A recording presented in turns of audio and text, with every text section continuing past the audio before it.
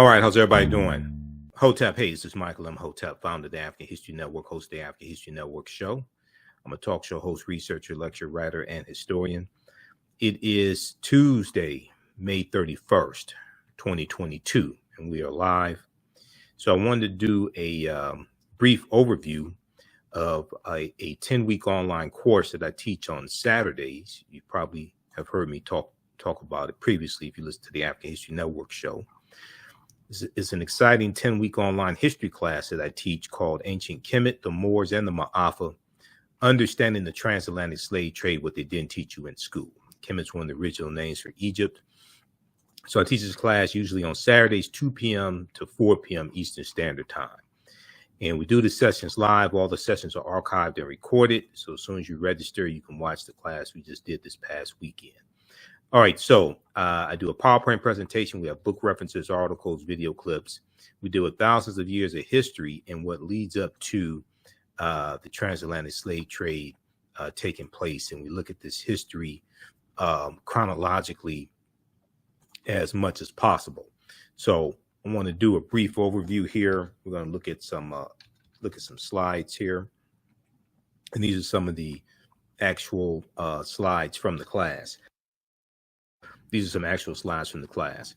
So everybody share this broadcast here on social media platforms and give us a thumbs up, give us a heart, give us a like. And we have the information here, the thread of the broadcast, so you can register for this online course. And we have it in a bundle pack also, where you get a lot of bonus content as well. So we'll talk some about that.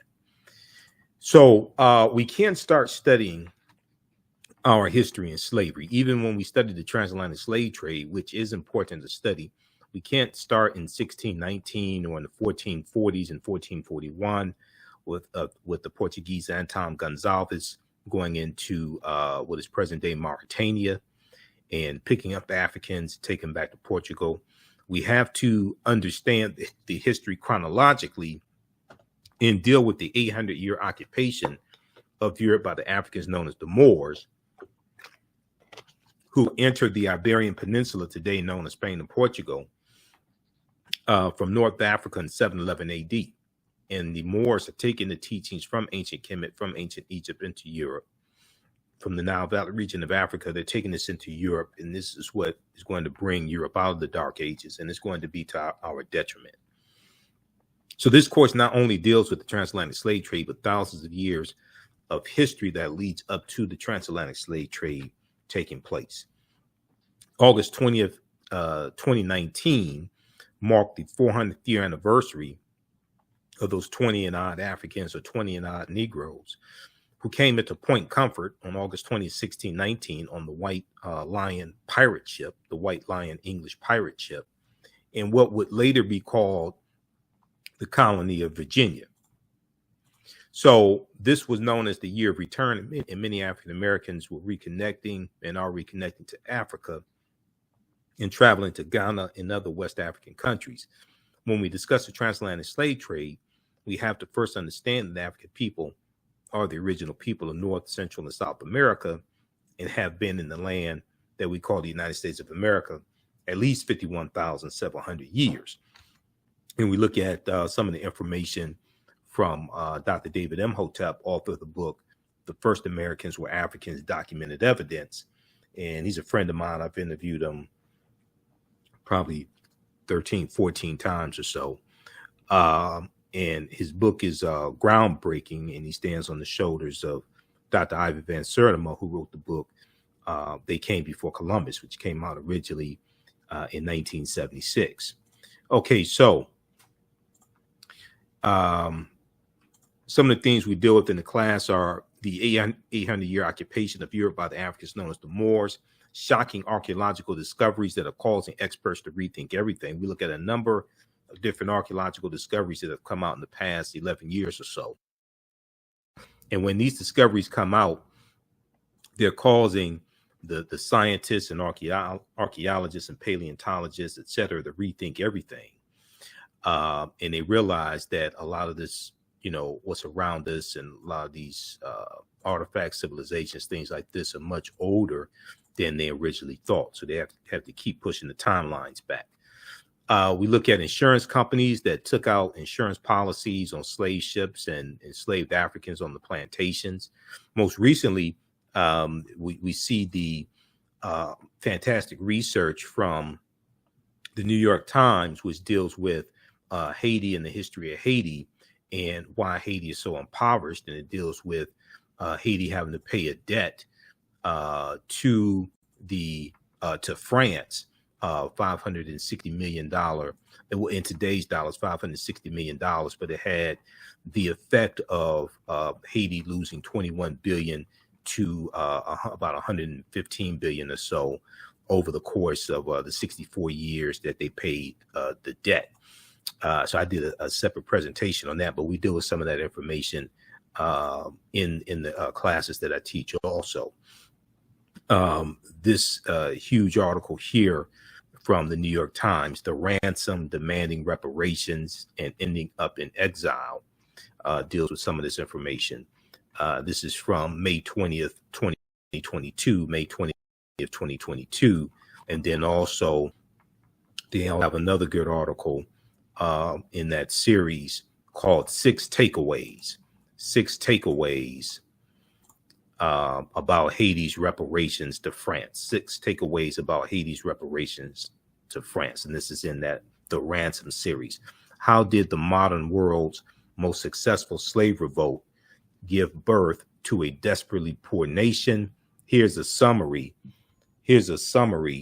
of what a team of New York Times correspondents found out. Okay, so this is from May 20th, 2022. So you can check this out as well. So we deal with some of this type of information in the class. And then also, the Louisiana Purchase, the Haitian Revolution, things like that, especially in the second class that I teach, from the Civil War to the Civil Rights Movement of Black Power, 1865 to 1968. So we deal with shocking archaeological discoveries that are causing experts to rethink everything, how insurance companies took out insurance policies on slave ships, as well as enslaved Africans on the plantations, Freemasonry, America and the Founding Fathers, origins of the terms America, Africa, and a lot more. Okay, so that's just a little sample of some of the things that we deal with in the class. When we look at some of the work here from Dr. David Imhotep, and we look at a number of different archaeological discoveries, like the one in Morocco from 2017 that pushes the oldest known fossils of modern man, Homo sapiens, pushes it back 300,000, 350,000 years ago, as opposed to 195,000 years ago in Ethiopia. Dr. David Imhotep wrote the book, The First Americans Were Africans, Documented Evidence. It first came out in 2011. He just released in late 2021 an updated book, The First Americans Were Africans, revised and expanded, has about 200 additional pages of new research and things like this. But his book deals with the African presence in North, Central, and South America, going back at least 56,000 years ago. In North America, the land that today we call the United States of America, going back at least 51,700 years ago. Page 14 of his book, he deals with a discovery from Dr. Albert Goodyear, who's an archaeologist at the University of South Carolina. And they found in 2004, they made this discovery. They found artifacts, architecture, campsites, carvings, Egyptian writings, footprints in lava, genetic M174D haploid groups dealing with DNA and genetics. And they found linguistics, paintings, skulls, skeletons, structures, and tools. They found 13 different types of evidence, fairly documenting in the African presence in the land we call the United States of America, going back at least 51,700 years ago. And these were the Khoisan. The Khoisan have the oldest DNA on the planet. They're the ancestors to the Ainu and the Twa. They go all around the world, and they were here in the land we call the United States also, before it was called the United States, of course. So here's a picture of Dr. Albert Goodyear, and we reference him in the class of some different archaeological discoveries that he's commented on. There's an article from ScienceDaily.com, called New Evidence Puts Man in North America 50,000 years ago. New evidence puts man in North America 50,000 years ago. Okay. And this deals with this discovery. And what they found, now this is a summary from ScienceDaily.com. The article is still there. You can go and read it now. ScienceDaily.com is a scientific website. They have scientific discoveries, breakthroughs, archaeological discoveries, things of this nature. So here's a summary of what the article says regarding this discovery. Radiocarbon tests of carbonized plant remains were where artifacts were unearthed last May along the Savannah River in Allendale County by University of South Carolina archaeologist Dr. Albert Goodyear indicate that the sediments containing these artifacts are at least 51,000 or at least 50,000 years old, meaning that humans inhabited North America long before the last ice age. Humans inhabited North America long before the last ice age. So they're talking about the Khoisan. Okay. Now, give us a thumbs up, give us a heart, give us a like if you like this broadcast. Be sure to register for this online history class also. You can use this information with your children as well. I would say the information is PG-13. So we have how you can register right in the thread of the broadcast. As soon as you register this content, you can start watching. You can join us in class this Saturday. Next class is Saturday, June 4th, 2 p.m. to 4 p.m. Eastern Standard Time. So the Khoisan, in October 2012 genetic study published in Science magazine, which is another scientific magazine that have archaeological discoveries, things like this. In Science magazine found that the Khoisan in Southern Africa are the oldest ethnic group of modern humans, with their ancestral line originating about 100,000 years ago. The Khoisan, formerly called by the derogatory term Bushmen, are genetically unique, and no other currently known population had separated so early from our common modern human ancestor, according to the report. You may also hear them referred to derogatorily as pygmies. Okay, these are the Khoisan. That's a derogatory term. And they're the ancestors to the Ainu and the Twa. Here's some Khoisan women here. So the Khoisan live mainly in Southern Africa in territory spanning Botswana, Namibia, Angola, Zambia, Zimbabwe, and South Africa. They are largely divided into two groups, hunters and gatherers. The Sans people, hunters and gatherers, and keepers of livestock, the Khoi people. The Khoisan languages include the distinctive click sounds that are not found in the languages of their neighbors. AtlantaBlackStar.com is a good article dealing with some of this type of information. 5 ethnic groups that prove the first humans were black. Okay. We deal with also the people, the Africans on the Andaman Islands as well, the Jarawa, also who are believed to have lived in their Indian Ocean home for up to 55,000 years. Similar in appearance to the so-called African pygmies, short, dark skin with peppercorn hair and large buttocks, Stetopigia.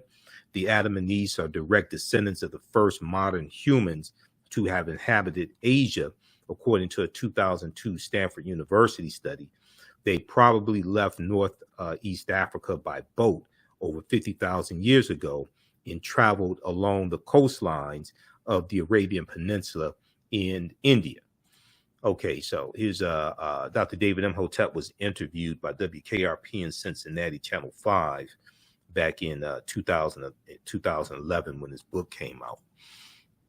So I'll show you that excerpt of that interview in the class.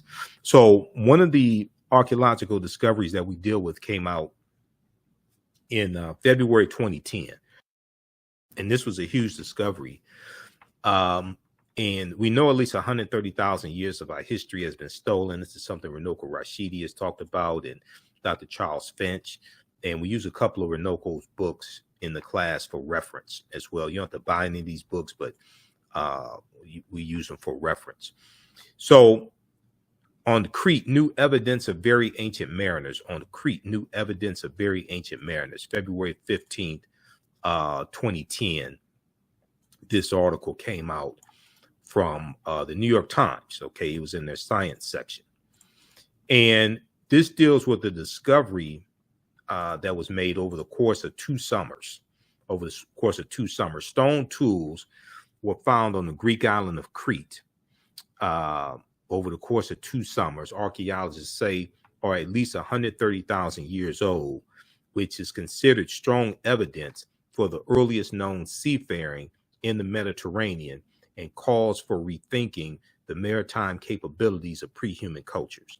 Now, Crete has been an island for more than 5 million years, meaning that the tool makers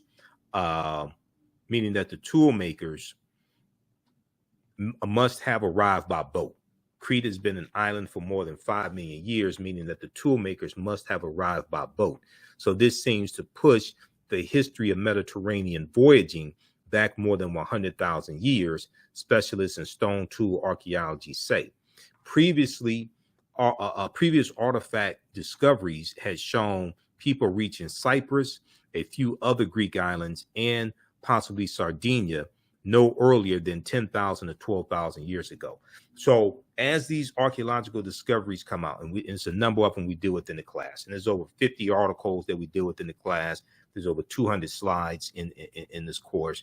We have book references, articles, video clips.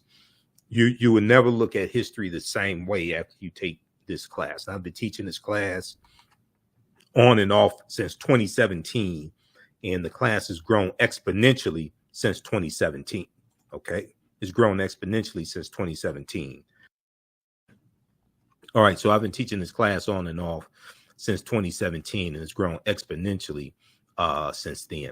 Now, if you've taken any of my online history classes in the past, also email me at ahnshow@africanhistorynetwork.com because you get a 50% discount on the class. So I teach this class Saturdays, 2 p.m. to 4 p.m. Eastern Standard Time, Ancient Kemet, the Moors, and the Ma'afa, understanding the transatlantic slave trade, what they didn't teach you in school. So the class is on sale now, $60, regularly $130. We do the sessions live. All the sessions are archived and recorded. You can go back and watch it anytime. And we also have a course bundle, a special course bundle for a limited time only until June 4th. You get the 3 online classes I teach. You get 15 of my lectures as a bundle pack, 15 of my lectures in digital format that you can watch also when you log into the class.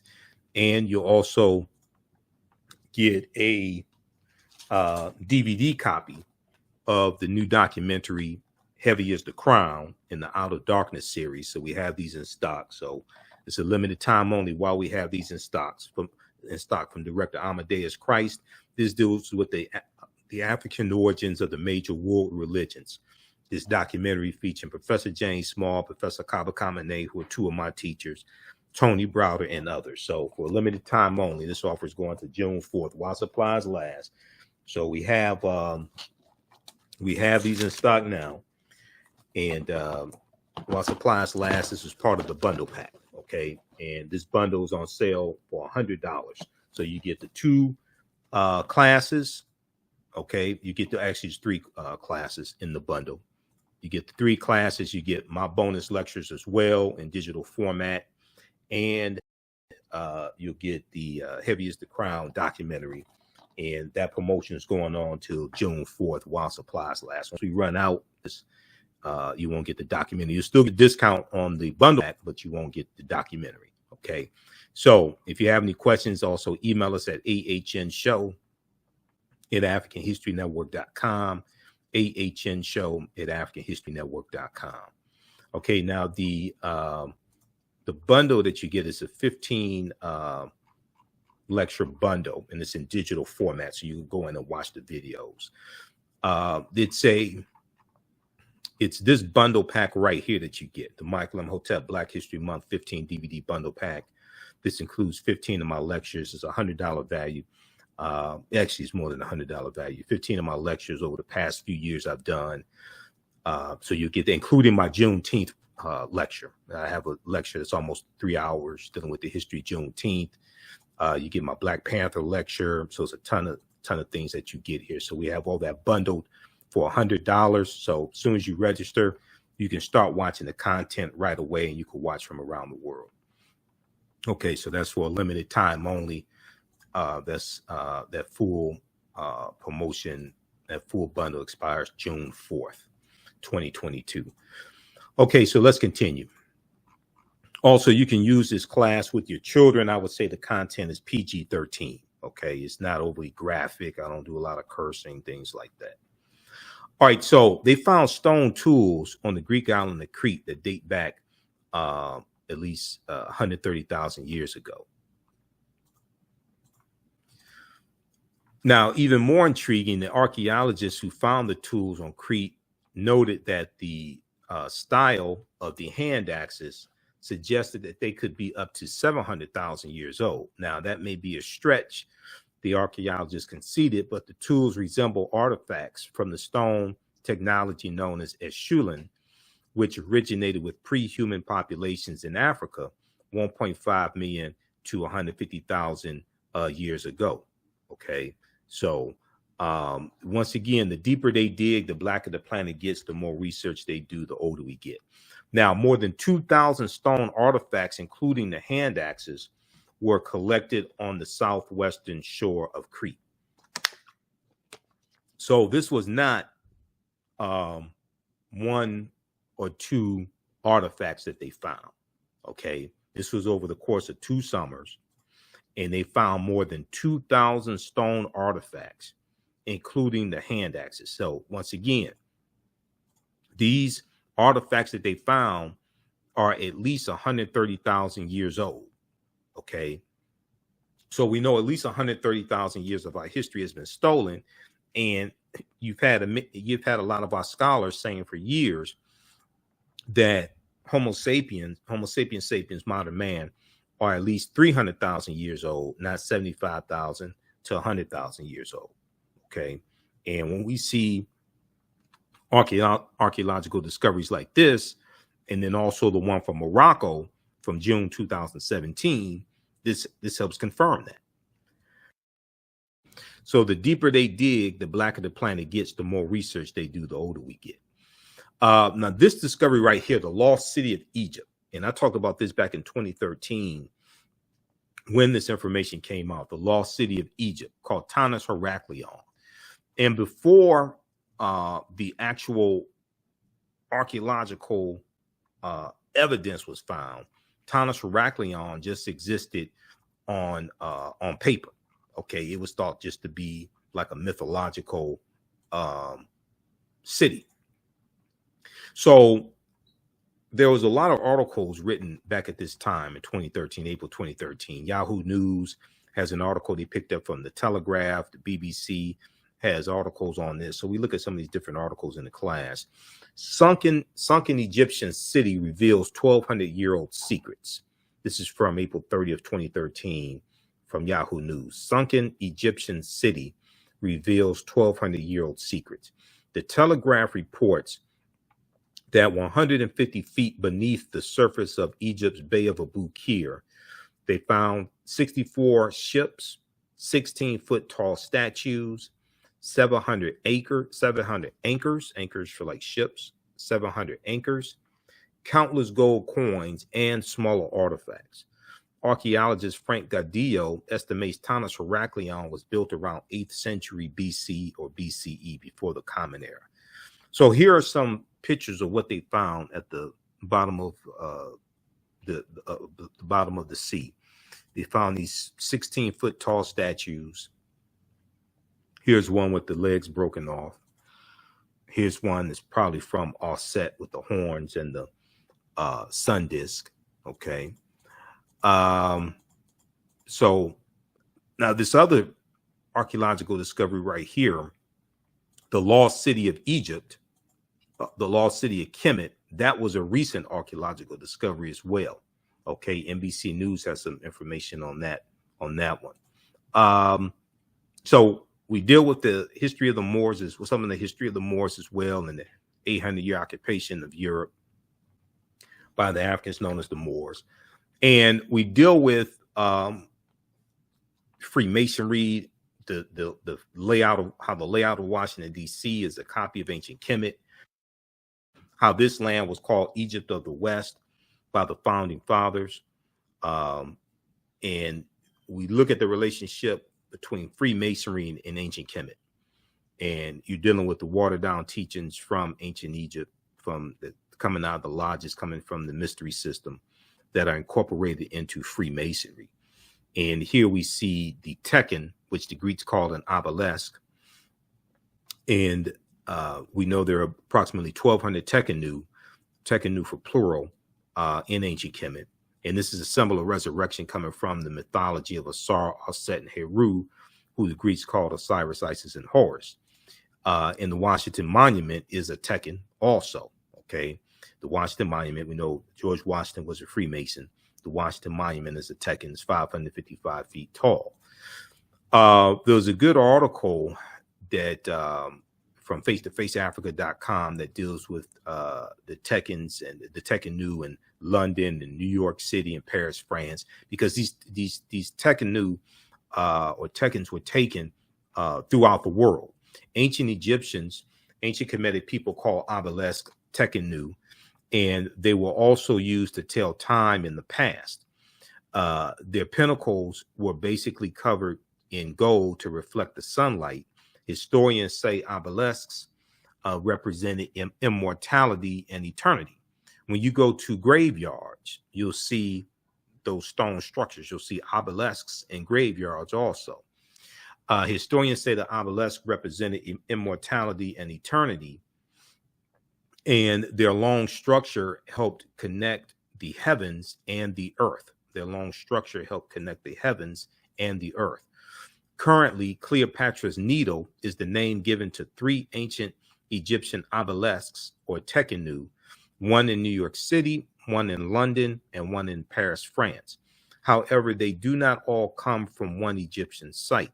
The obelisks in New York and London are carved out of red granite from the quarries of Aswan, a major source of stone for Egyptian antiquities.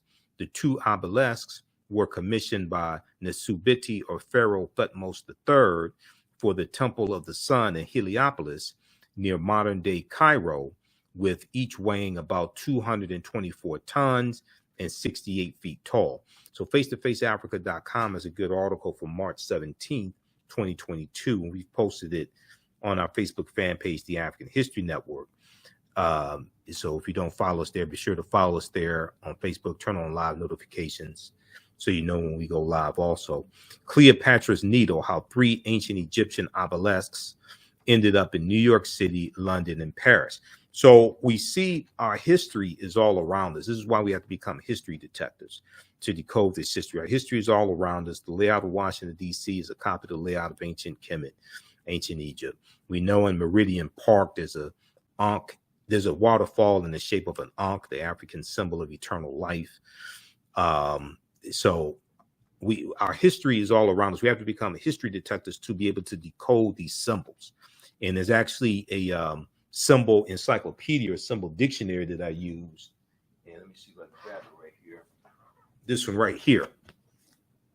So I'll reference this sometimes in the class. Signs and Symbols, an illustrated guide to their origins and meanings. Signs and Symbols, an illustrated guide to their origins and meanings. Okay, so this is a symbols encyclopedia or symbols dictionary.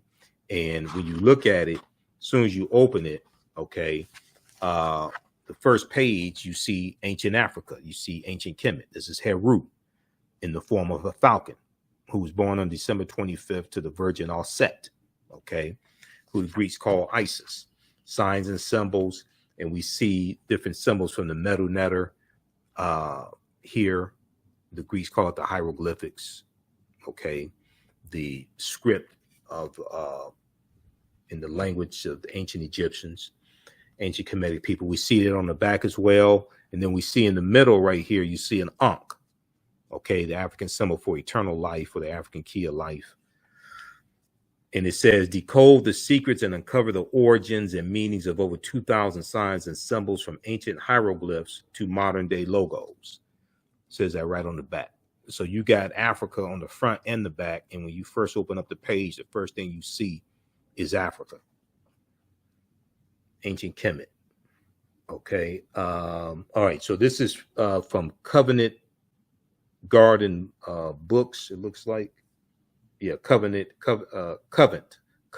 Garden Books, Signs and Symbols. So this was about 10, how much? This is something like $10 or something when I got it. $10, $15 when I got this. I got this from Barnes and I think it was Barnes and Nobles or Borders Books, one of them. I got this years ago. I got this in August of 2011. I got that in August of 2011. Okay, let's continue. How y'all like this type of information? Give us a thumbs up. Give us a heart. Give us a like on this broadcast. Share this broadcast on your social media platforms. Invite your friends to tune in as well. Be sure to register for this 10-week online class that I teach. Ancient Kemet, the Moors, and the Ma'afa. Understanding the transatlantic slave trade, what they didn't teach you in school. So we have the information here in the thread of the broadcast. Also, it's at our website, AfricanHistoryNetwork.com. We have the information there. And if you have any questions, you can also email me at ahnshow@AfricanHistoryNetwork.com. Okay, but we have the information right on the homepage of our website, and it's in the thread of this broadcast as well. And you can inbox us here on Facebook or YouTube if you have any questions. Okay, let's continue. So here is a famous statue of Asar, Aset, and Heru, who the Greeks called Osiris, Isis, and Horus. And they're known as the First Holy Trinity. The First Holy Trinity. And the Tekken comes from the story of Asar being cut up into 14 pieces by his brother Set, and Aset, his wife, recovers 13 of the pieces. The 14th piece is missing, the phallus.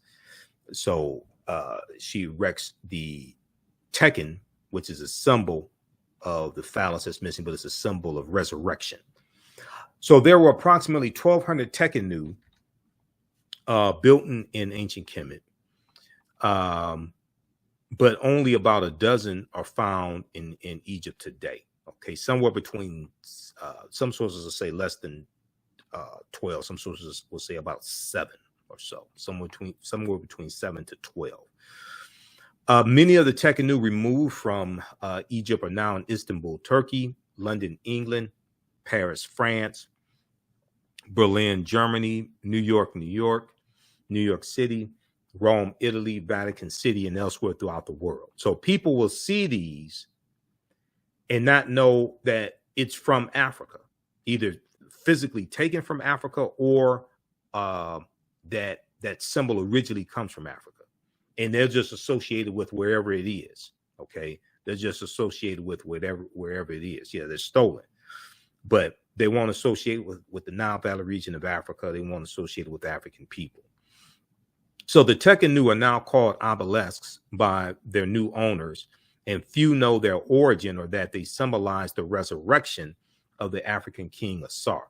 So if you read Egypt on the Potomac by Tony Browder, and that's one of the books we reference in the class. So you don't have to buy any of these books to be able to follow along in class. But if you want to have them for your library, you can do that.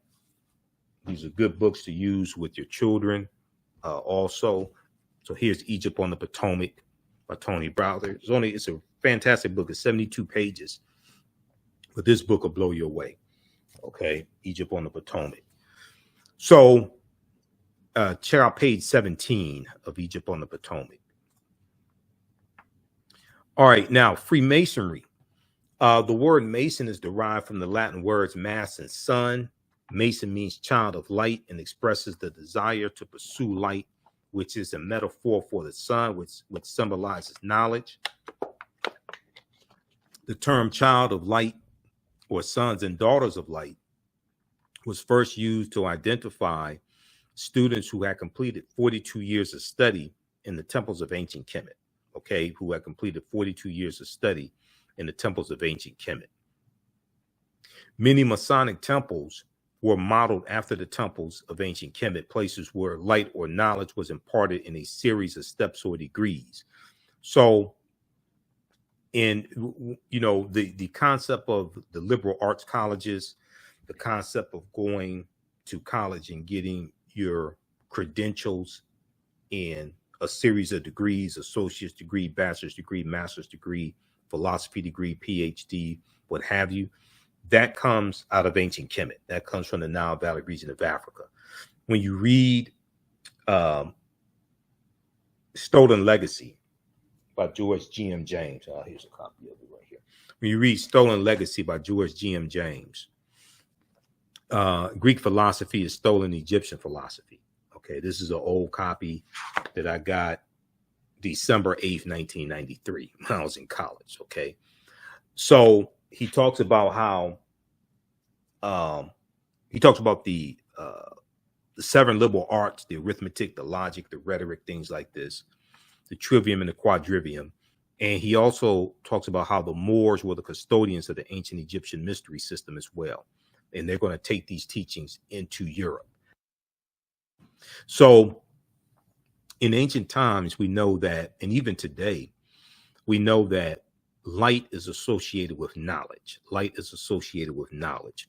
And the African Moors are taking the light, the knowledge from ancient Kemet, from ancient Africa. They're taking it into Europe during the Dark Ages. So the western portion of the Roman Empire is crushed by the Vandals and the Visigoths in 476 AD. And Europe is cast into this period of hundreds of years of ignorance and civil wars and things like this, known as the Dark Ages. When you watch cartoons, okay, if you watch cartoons, you'll see a cartoon character gets an idea. It may be Doc McStuffins or Tom and Jerry or Woody Woodpecker or whatever it is, Dora the Explorer or Paw Patrol. But the cartoon character gets an idea and you'll see a light bulb go off over their head. Light associated with knowledge. Okay. If you have a child who's in class that's not smart, that child may be referred to as a dim-witted child. Lack of light, dim. Okay. So the term child of light or sons and daughters of light was first used to identify students who had completed 42 years of study in the temples of ancient Kemet. So check out pages 18 and 32 of Egypt on the Potomac by Tony Browder. Fantastic book. Now, Masonic temples are considered houses of light or temples of learning. They were also referred to as the Per Ankh, house of life. The term Mason, child of light, is a direct reference to the highest degree of the Kemetic education system. The 33 degrees of instruction within Masonry represent a fraction of the 360 degrees of instruction that comprise the ancient Kemetic system of education. Yet with less than 10% of the wisdom of ancient Kemet, Freemasons have held positions of influence and power throughout the world for over 200 years. All right, now, 50 of the 56 signers of the Declaration of Independence were also Freemasons. The 13 of 39 signers of the U.S. Constitution were Freemasons as well. Okay, so we deal with, of course, Set and Asar and Heru, different things like this. We talk about some of the different Neteru as well. We know Set, first queen of Kemet, first queen of Egypt in the mythology, mother of Heru. Heru was born on December 25th, and it was a virgin birth. And we know from Set, we get the Set and Heru, we get the Black Madonna Child that was worshipped all throughout Europe, even before the Moors go in 711 AD, Europeans are worshiping African people. And then from the Black Madonna and Child, we get the decolorized version. We get the white Mary and Jesus. And as we see, as you have a rise, as European nations are starting to conquer other people's land, extract the mineral wealth out of that land, enslave people, and build Europe back up, because Europe was devastated by the bubonic plague, the Black Death, that hits in 1347 to 1400. Europe loses 1/4 to 1/3 of their population. Europe, as Dr. John Henry Clark said, Europe was land poor, people poor, and resource poor. Europe is trying to rebuild itself. They're dealing with civil wars and things like this, and famine, etc. As Europe starts to rebuild itself and become powerful, you start seeing a rise, and they're coming out of the Dark Ages, going to the early 1400s, going into the 1500s. You start seeing a rise in the European phenotype. As you start seeing a rise in European powers, you start seeing a rise in the European phenotype, and traditional African images get reinterpreted as European. Okay, so you see Michelangelo paint the Sistine Chapel and use his aunt and uncle as the model for Adam and Eve, and he paints God as being European and paints the angels as European, things like this. This book right here by Runoko Rashidi, this is one that we use in the class. Okay, so how's everybody doing? How you all like this type of information? Give us a thumbs up, give us a heart, post here, let us know if you like this type of information, if you want to learn more. This book right here, Black Star, the African Presence in Early Europe. Runoko Rashidi, he was a brilliant historian, archaeologist. I knew Runoko. He's a friend of mine. I interviewed Runoko. I think it's about 6 times I interviewed him. I interviewed him back in 2014 when I think I interviewed him when his book came out. So I got this book November 4th, 2011. And I interviewed him somewhere around that time about this book, Black Star, the African Presence in Early Europe, by Runoko Rashidi, prefaced by Robin Walker, forward by Dr. Charles Finch. Robin Walker is another brilliant historian, so is Dr. Charles Finch. But Runoko was a world traveler, so he traveled to over 125 islands and countries and islands around the world. He had a personal library of photographs that he took. There's about probably 35,000, 40,000 photographs, something like that. But in here, he has photographs that he took all around the world, documenting the African presence throughout Europe. Okay, and you see page 90 and 91. You see pictures of the Black Madonna and Child. You see it in Switzerland. Okay, you see it in Saskatchewan, Poland. Okay, paintings and statues of the Black Madonna and Child. You see it, this one here, this is a famous one, Black Virgin and Child statue in St. John's Church, Luxembourg City, Luxembourg, right here. You see it, the Black Virgin of Madrid, Spain. This is in Spain, where the Moors go in. Okay, so these Europeans were worshiping African people. This one right here is the national flag of Sardinia, which is an Italian island in the Mediterranean, national flag of Sardinia. It has 4 African Moors heads on the national flag. This right here is the coat of arms of Pope Benedict XVI with the head of a Moorish king on it. Because a lot of these Europeans also had Moorish ancestry as well. Okay, because the Moors were intermixing into the population, into the European population. So you're going to have a lot of Europeans that have some type of Moorish ancestry also, and they would have it in their coat of arms.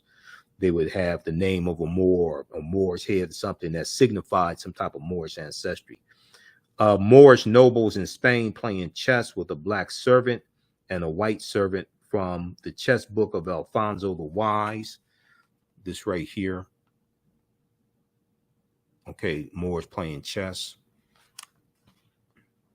So this is a deep book. Now this one right here, page 89, okay, Our Lady of Pilar, Gothic Cathedral. This is in France. Black Madonna Child. Okay, then you have the Black Virgin of Paris, Black Madonna Child also. And then this one here, this is in Spain as well, Montserrat, Spain. This statue also, Black Madonna Child. They were basically worshiping African people. And then what's crazy is that they were worshiping, Europeans were worshiping the Black Madonna Child. But then today, you still have some African Americans that worship a white Mary and Jesus, or believes Jesus is white or God is white or something. It's just backwards. It's just totally backwards. Okay, let's continue. So, and I remember in the 1970s, late 1970s, when the Shazam and Isis hour used to come on Saturday mornings. It was like 11 p.m. Eastern Standard Time, Saturday mornings. The Shazam and Isis hour is a live action TV show on CBS. And I used to watch it when I was a kid. And they showed us this white woman named Isis. And she could fly through the air. She had these magical powers. She was super smart, things like this. And they said that she got her powers from ancient Egypt. But they didn't tell us that Isis was an African woman. They showed us this white woman here, and they didn't tell us this was a copy from Bastet, okay, who comes out of ancient Africa. They didn't even tell us, you know, in the show. I don't even remember them saying that the ancient Egyptians were African people, were black African people, not brown-skinned Caucasians, but like black African people. So this is why I say, will the real ISIS please stand up? This is more of the theft, the cultural appropriation. Okay, so we deal with different Neteru as well to better understand this also. Here we have Heramakhet, Heru on the horizon, who the Greeks call the Sphinx, what the Greeks call the Sphinx. When we look at patron saints, and a lot of your early African saints, a lot of your early Christian saints are going to be Africans. But when we look at patron saints take the place of the Neteru. The Neteru are dealing with the different forces of nature, the different manifestations of that one creative principle of the supreme force. Many of them are helpers of Amun-Ra, helpers of God, helpers of the supreme being. Okay, and they have different attributes, and different Neteru watch over different groups of people, or watch over different cities, I should say, watch over different cities. They have different attributes. When you look at Auset was associated with love and fertility. When you look at Ma'at was the personification of truth, justice, righteousness, balance, harmony, order, and reciprocity. And you deal with the 42 laws of Ma'at, or the 42 negative confessions, which are a precursor to the 10 commandments. And Ma'at was depicted as a female a female deity with wings, and she had an ostrich feather in her headband. And you have the famous scene, the judgment scene. So when you die, your heart was weighed against the feather of Ma'at. Your heart was weighed against the essence of a woman on the scales of Ma'at. Okay, that's the judgment scene. But when we look at the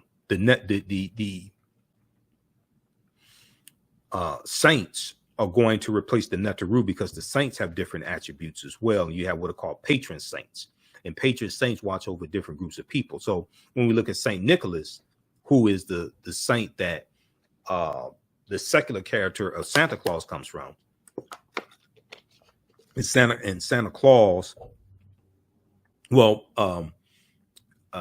Sinterklaas in Dutch means Saint Nicholas. Okay, Sinterklaas in Dutch means Saint Nicholas. And Santa Claus is derived from the religious figure, Father Christmas Center class coming from the Dutch, but that comes from the real Saint Nicholas. So Saint Nicholas was a Greek Orthodox bishop born in Myra, present-day Turkey, about 280 AD, Common Era. Born to wealthy parents and gave away his inheritance to the poor. He was a patron saint to children, seamen, prostitutes, and pawnbrokers. He was he was said to watch over these groups of people. Okay, patron saint. Okay, and he was the patron saint to children, seamen, prostitutes, pawnbrokers. If you read the book Christmas Miscellany by Jonathan Green, page 40, 63, and 64, he has some information there on Saint Nicholas and the legends of Saint Nicholas. Let me see, that book is right here. So this is a good book dealing with the history of Christmas, the origins of Christmas, and the history behind Christmas. Christmas Miscellany, everything you always wanted to know about Christmas by Jonathan Green. And he deals with the mythology of Saint Nicholas also. Okay. But Saint Nicholas was African, was an African saint. When you look at older statues and paintings of Saint Nicholas, he has more Africoid features. So what is a patron saint? A patron saint is a saint to which to whose protection and intercession a person, society, church, place, profession, or activity is dedicated. The choice is usually made on the basis of some real or presumed relationship, like St. Patrick is a patron saint to Ireland because he's credited with introducing Christianity, even though you had someone who went in the year before in 431 AD who was sent in to convert the Irish to Christianity. St. Patrick gets that credit. St. Patrick was a mass murderer also. You can watch the 2-hour presentation I did in March of 2022, right around St. Patrick's Day, where I deal with St. Patrick and history of St. Patrick and why St. Patrick was a mass murderer. Because he was killing the Druids, and the Druids were dealing with a watered down version of the teachings coming out of Ancient Kemet, out of ancient Egypt. We deal with that in the class also. So Saint Maurice, who was a Moor, Saint Maurice is the saint, patron saint of Germany. Saint Patrick, patron saint of Ireland. Saint Nicholas was a patron saint of Amsterdam and Russia. Saint Benedict the Moor, patron saint of Palermo and San Fratello, Sicily. He was also called Il Moro, which is Italian for dark skin, and he was also called the African and the Black as well. All right, now, so these are just some of the a few things that we deal with in the class. We look at things like evidence that proves that African people sailed to the Americas long before Columbus. We know that there were American narcotics discovered in Egyptian mummies.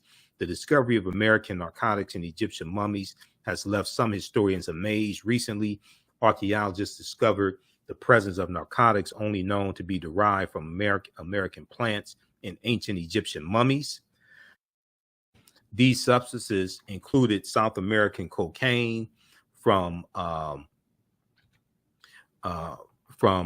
ethoxylin and nicotine. German toxicologist Balabanova reported the findings, which suggests that such compounds made their way to Africa through transatlantic trade that would predate Christopher Columbus' arrival by thousands of years. Okay, so we deal with a number of different archaeological discoveries as well. We look at things like why is Christmas celebrated on December 25th, which gets into the winter solstice and understanding astronomy and astrotheology, etc. This was a book I saw back in 2011 at CVS Pharmacy, The Life of Christ from the American Bible Society. And I bought the book because of what's on page 55. On page 55, they asked the question, why December 25th? Now, what I say may go outside the circumference of some people's awareness. Just because you disagree with it or don't like it does not mean it's not true. Just means you have to do some research to understand what I'm talking about. Okay, so they asked the question, why December 25th? Why is Yeshua or Jesus' birthday said to be on December 25th? Nowhere in the biblical text does it state that Jesus or Yeshua was born on December 25th. And we know the letter J did not exist until 1630 AD. The letter J is derived from the letter I. When you look up the word Jesus in the dictionary, it takes you back to Yeshua, which is Hebrew. So it says, here it's a little hard to make out, but I try to blow it up as much as possible. It says, in Christianity's early years, people debated when Jesus' birthday should be celebrated. Some Christians were against observing Jesus' birthday at all, as they did not want Jesus or Yeshua compared to Pharaoh and Herod. Now, which Pharaoh are you talking about? Pharaoh is a title, not a name. Which Pharaoh are you talking about? And these people's birthdays were commemorated. Okay, but in the 4th century Common Era AD, Pope Julius I made it official. Christ's birth would be celebrated on December 25th. Now, December 25th was already considered the birthday of the sun, the S-U-N, not the S-O-N, but the S-U-N. Using the technology available at the time, ancient astronomers observed that on December 25th, the days started getting longer again. They recognized the date as the winter solstice. The winter solstice, when the sun is born, when the sun is born again each year. So the sun goes throughout the 12 constellations on its annual voyage. And on December 20th or December 21st, the sun moves into its lowest position. Okay. It moves to its lowest position, and it's in Capricorn. Okay. The constellation of Capricorn. Then on from December 22nd, 23rd, 24th, it appears that the sun does not move. Okay. It appears the sun is dead or stands still. In December 25th, the sun moves 1 degree northward. Okay. It moves 1 degree northward. And starting on December 25th and each subsequent day, you have an increase in the amount of sunlight. Okay. So in ancient times, it was said that the Son of God, not the S-O-N, but the S-U-N, was born again on or around December 25th. It's the rebirth of the sun. Okay. So that is right around the winter solstice.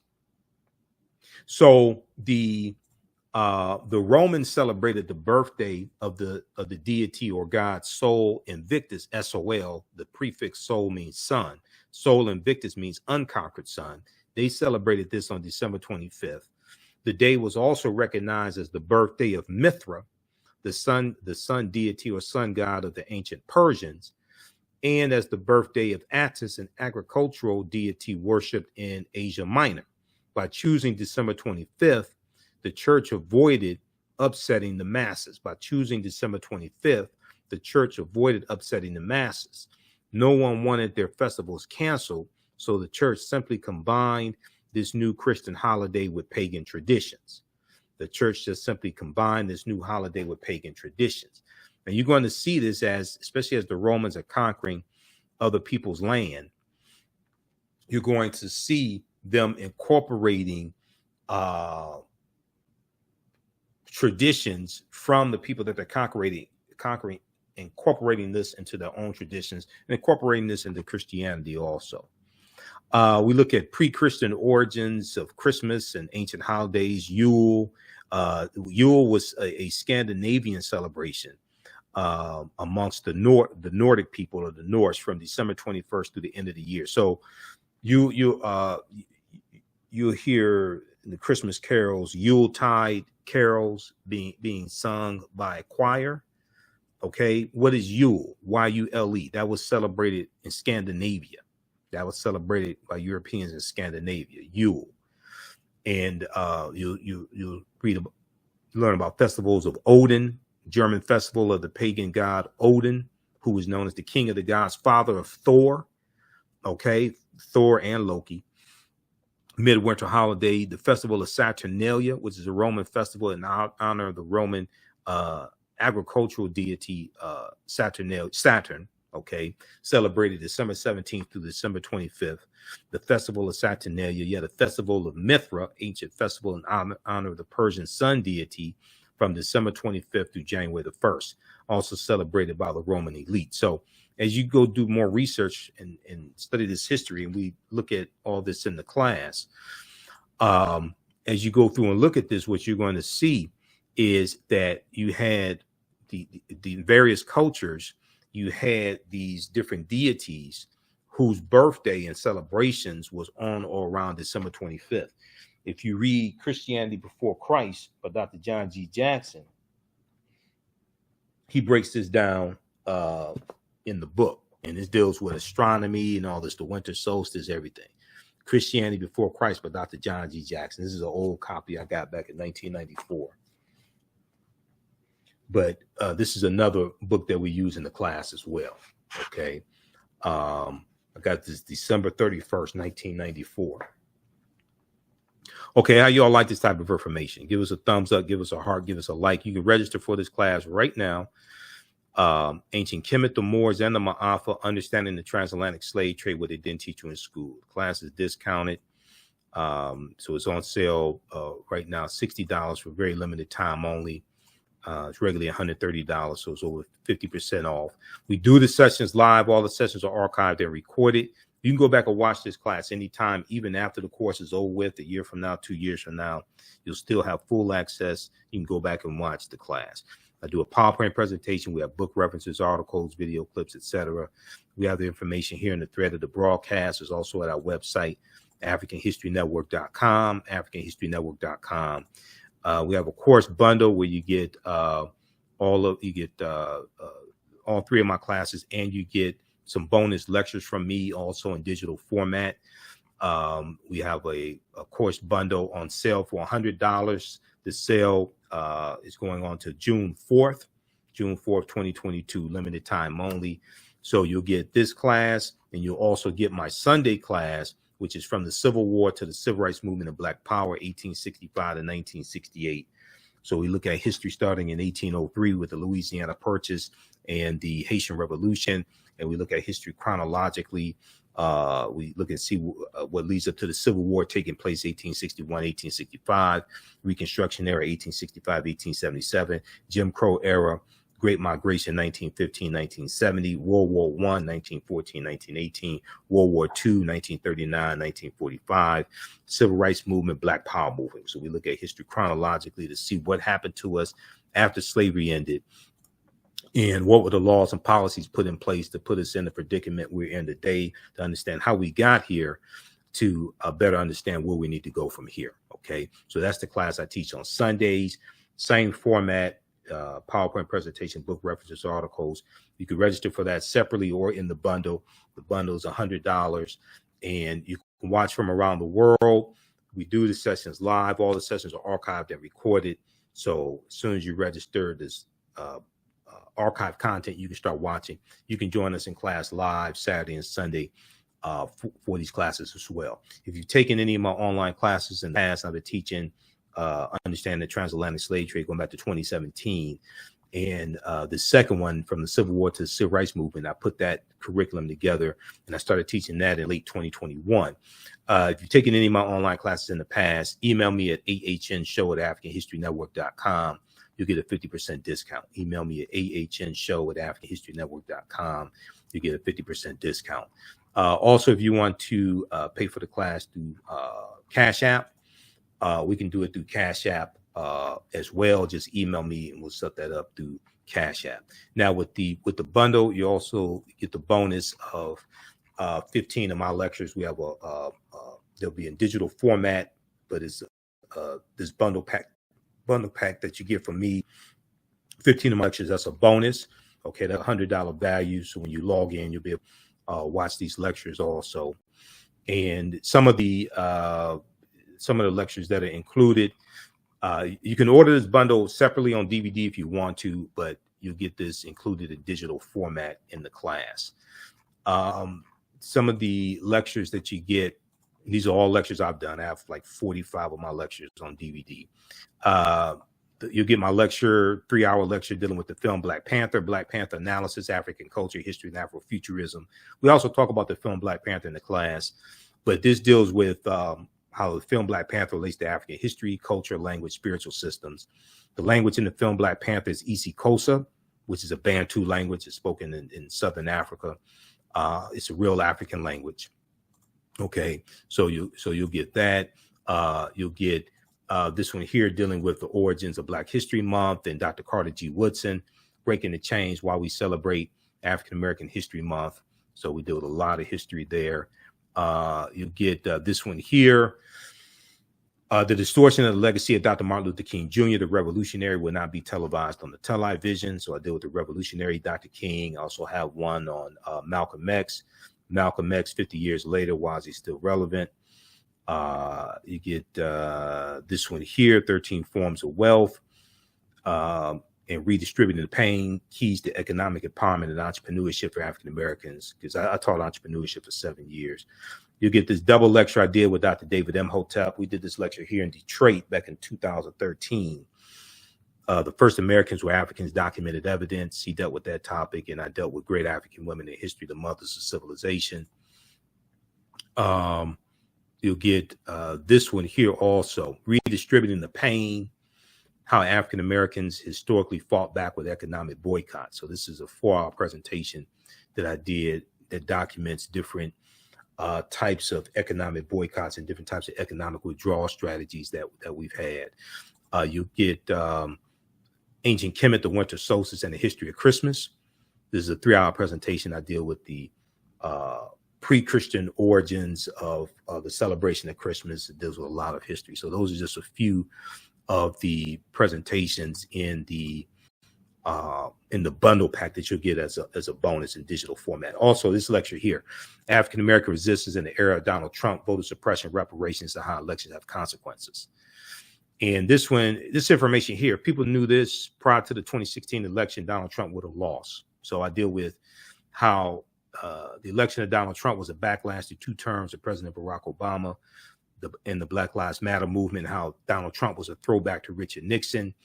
And Richard Nixon, when he won in 1968, he won on the platform of law and order.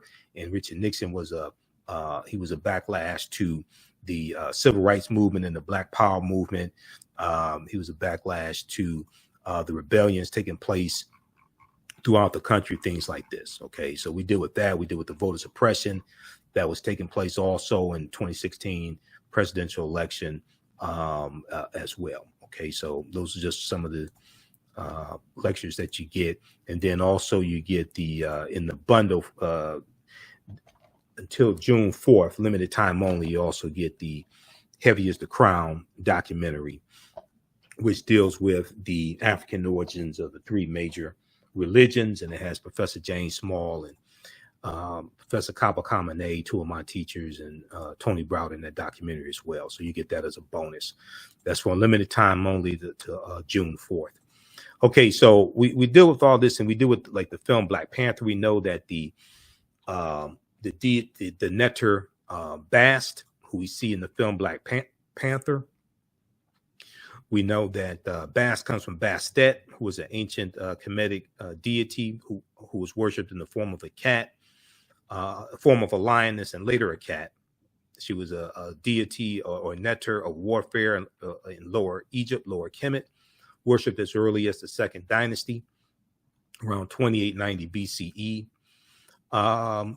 So, and then we deal with, like the film Black Panther and the word Wakanda and what Wakanda means, because Wakanda comes from Omaha Ponca and Sioux Indian languages. It means possesses secret powers. Wakanda is a real word. There's also a Bantu word as well. It's in Key Congo. What is Bantu? Bantu Languages are a group of some 500 languages belonging to the Bantoid subgroup of the Bantu Congo branch of the Niger Congo language family. The Bantu languages are spoken in a very large area, including most of Africa from southern Cameroon eastward to Kenya and southward to the southernmost tip of the continent. 12 Bantu languages are spoken by more than 5 million people, including Rundi, Rwanda, Shona, Isikosa or Kosa, and Zulu. Swahili or Kiswahili, which is spoken by 5 million people as a mother tongue and some 30 million as a second language, is a Bantu lingua franca, important in both commerce and literature. Britannica.com has some good information on Bantu. There are other sources you can look at as well. Okay, but we know Bantu is the language spoken in the film Black Panther. So we look at different ancient civilizations like Carthage, and we look at the Punic Wars and Hannibal Barca as well in the Battle of Cannae in 216 BC. Hannibal defeating the Romans. So we go through and look at this history chronologically. We look at the Kingdom of Great Zimbabwe as well, Axum also.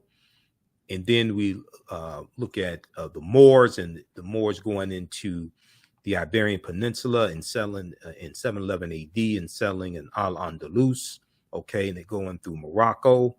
And we know that in 711, General Tariq ibn Ziyad, where he lands, they call that Jebel Tariq, or Tariq's Mountain, and we call it Gibraltar. Gibraltar, or the Rock of Gibraltar. Gibraltar comes from Jebel Tariq, Tariq's Mountain. In 711 AD, the bold Tariq crossed the straits and disembarked near a rock promontory, which from that day since has been known as borne the name Jebel Tariq. Tariq won paramount victory over the opposing European army. Okay, Ranoka Rashidi had a really good article he wrote for AtlantaBlackStar.com, Moors, Saints, Knights, and Kings, the African Presence in Medieval and Renaissance Europe. Okay, in the aftermath of these brilliant struggles, thousands of Moors flooded into the Iberian Peninsula. So eager were they to come that some are said to have floated over on tree trunks. Tariq ibn Ziyad himself, at the conclusion of his illustrious military career, retired to the distant east. We are informed to spread the teachings of Islam. Okay, there's really no need to speculate on the ethnicity of these early invaders of the conquest period. Primary Christian sources relating to the conquest, particularly the Primera Chronica, General of Alfonso X, make the following observation regarding the Moors. Their faces were black as pitch. The handsomest among them was as black as a cooking pot, black as a cooking pot. So we talk about the Black Saint Maurice as well, who became a patron saint to Germany. So we deal with a lot of history in this class. You're going to learn a lot. The Mansa Musa, there was a good article from history.com, official website of the History Channel, which shows the relationship between Mansa Musa and T'Challa in the film Black Panther. Here's an excerpt of the article. In the vast fictional universe of Marvel Comics, T'Challa, better known as Black Panther, is not only king of Wakanda. Oops, what did I do? Is not only king of Wakanda. Let's go back here. Advance too far. Is not only king of Wakanda, he's also the richest superhero of them all. And although today's fight for the title of wealthiest person alive involves a tug of war between billionaire CEOs, the wealthiest person in history, Mansa Musa, has more in common with Marvel's first black superhero. Mansa Musa became ruler of the Mali Empire in 1312 Common Era or AD, taking the throne after his predecessor Abu Bakr II, for whom he had served as deputy, went missing on a voyage he took by sea to find the edge of the Atlantic Ocean. Mansa Musa's rule came at a time when European nations were struggling due to raging civil wars, struggling due to raging civil wars and a lack of resources. During that period, the Mali Empire flourished thanks to ample natural resources like gold and salt. Now, this article is from the History Channel. These Europeans are telling you that West Africa, Mali, was thriving when Europe was in disarray and dealing with lack of resources and famine and raging civil wars. This is an excerpt of this article. This 14th century African emperor remains the richest person in history. Talking about Mansa Musa. This came out March 19th, 2018, the month after Black Panther came out, which came out February 16th, 2018. This is at history.com. Okay. Of course, you deal with Christopher Columbus and understand Columbus because Columbus helped to spread the transatlantic slave trade. Okay. He didn't create it, but he helped to really lay a good foundation for the transatlantic slave trade and cause it to spread. We look at where Columbus went on his 4 voyages. He never came to the land we call the United States of America. The closest he came here, which is Cuba, which is about 90 miles away. And we know that he set sail August 3rd, 1492. And that's late in the same year that the Moors lose control of the last stronghold in Granada, January 2nd, 1492. Okay, so these are all some of the things we deal with in the class. There's a ton of information with different timelines of history that we look at as well. So you never look at history the same. Reason why this history is so important is African history and culture give us our foundation. They give us our VIPs, our values, our interests, and our principles.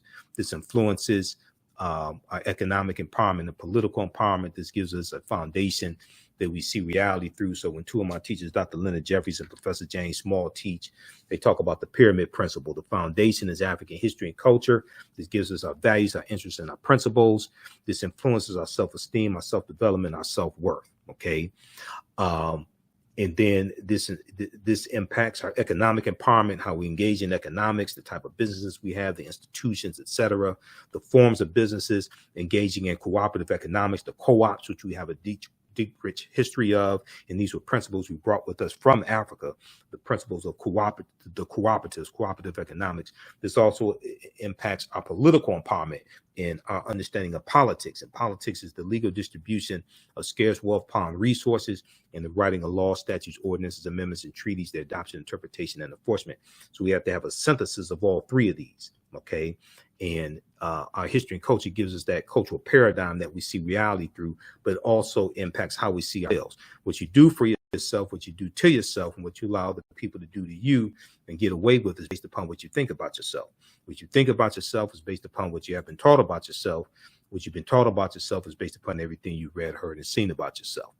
Okay, so it's just a brief overview of some of the content from this 10-week online class that I teach on Saturdays. You don't have to be present in class. You can see me, I can't see you. We have a live text chat so you can ask questions in class, but you can view the content anytime. So if you work, you're busy, you can't join us in class live, you can go back and watch it anytime. And we do the sessions live. All the sessions are archived and recorded. You still have access to the full class even after the 10-week online course is over with. So a year from now, 2 years from now, you can go back and watch the entire class. Ancient Kemet, the Moors, and the Ma'afa, understanding the transatlantic slave trade, what they didn't teach you in school. So we have the information at our website, AfricanHistoryNetwork.com. We also have the link here in the thread of the broadcast. And you can use this information with your children. Also, I would say the content is PG-13. We also have a bundle pack where you can, the course bundle is discounted. It's on sale $100. It's a $385 value. You also get 15 bonus lectures from me that you can watch. They're in digital format also. And we have this promotion going on to June 4th. You'll also get a copy of the new documentary, Heavy as the Crown, from the Out of Darkness series, which deals with the African origins of the major world religions. So while supplies last, we have some of these in stock right now, but you'll get that as an added bonus. But this is a fantastic deal, even without the DVD documentary. Okay, so you can register for this class. As soon as you register, you can watch now. You can watch the class we did this past weekend. And the second course that you get, is from the Civil War to the Civil Rights Movement and Black Power, 1865 to 1968. Okay, that's the follow-up class. I created this second class because this is a crucial period of history. We start in 1803 with the Louisiana Purchase and Haitian Revolution. And I had so much information in the first class, I couldn't really deal with this deal with this period of time like I wanted to, like it needs to really happen. Because when we look at the when we look at Reconstruction ending and we look at the Jim Crow era, we see a lot of similarities with what's going on right now in the attacks on voting rights and the Republicans pushing these voter suppression bills and things like this. Okay, so I created this curriculum here, created this course to specifically deal with that period of time. So that's a fantastic class as well. I teach this on Sundays, 2 p.m. to 4 p.m. Eastern Standard Time. That's on sale $60, regularly $130. You can register for the class separately, or you can register for the bundle where you get everything included. Okay, and if you've taken any of my online classes in the past, email me at ahnshow@africanhistorynetwork.com, and you'll get a 50% discount also. Okay, so hopefully you learned a lot from this. Register for the class. This also helps support the African History Network as well. Also, if you want to support us another way, you can do it through Cash App and PayPal, $ the AHN Show through Cash App, $ the AHN Show through Cash App. Also through PayPal, paypal.me/the AHN Show. We have the information on our website as well. And our Cash App account is $ the AHN Show, SHOW. So when you go to it, it says Michael and shows my picture there. These other ones here are fake African History Network Cash App accounts. I'm trying to get them shut down. I contacted Cash App. They have launched an investigation because these fake African History Network Cash App accounts, some of them are using our logo. They've been stealing money from us. Okay, so this is our official one here. Here's our link, and here's the PayPal donate button also. Okay, and if you want to order the documentary on DVD, Heavy is the Crown, you can order it separately here. We have it here, $25. You get one of my lectures free with it also. Okay, look, we have to get out of here. Thanks for tuning in. Follow us on our Facebook fan page, The African History Network. Turn on live notifications so you know when we go live here on Facebook, and also on YouTube, Michael Imhotep, IMHOTEP on YouTube. Follow me on Instagram at Michael Imhotep as well, and the AHN Show on Twitter.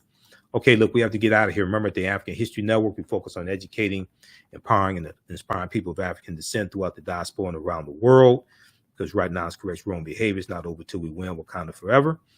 Register for the classes. Be sure to listen to the African History Network show Sundays, 9 p.m. to 11 p.m. Eastern Standard Time on 9:10 a.m. the Superstation WFDF. And then we also broadcast on Facebook and YouTube when we're on live.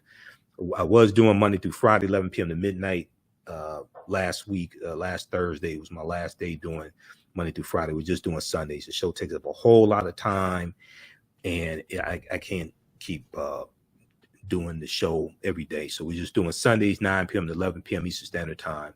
I'm still on Roland Martin Unfiltered on Fridays, 6 p.m. to 8 p.m. Eastern Standard Time approximately. So you can watch me on Roland Martin Unfiltered.